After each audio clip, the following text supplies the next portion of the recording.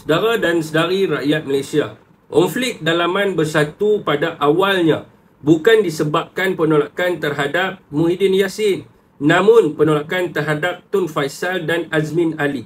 Bukan ahli bersatu sahaja yang menolak Tun Faisal dan Azmin Ali, malah keseluruhan rakyat Malaysia juga tidak menerima mereka.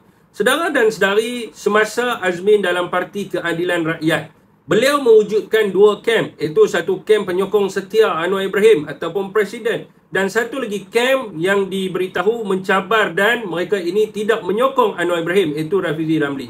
Apabila Azmin menang sebagai timbalan Presiden Parti Keadilan Rakyat, di akhirnya beliau dan kumpulan yang digelar sebagai ATEL ini menyusun langkah untuk menyingkirkan Anwar Ibrahim, namun gagal.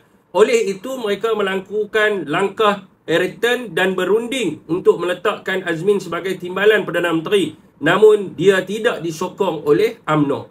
Begitu jugalah semasa zaman Datuk Seri Ismail Sabri menjadi Perdana Menteri. Salah satu syarat sokongan bersatu yang tidak diketahui rakyat Malaysia adalah untuk melantik Azmin sebagai timbalan Perdana Menteri.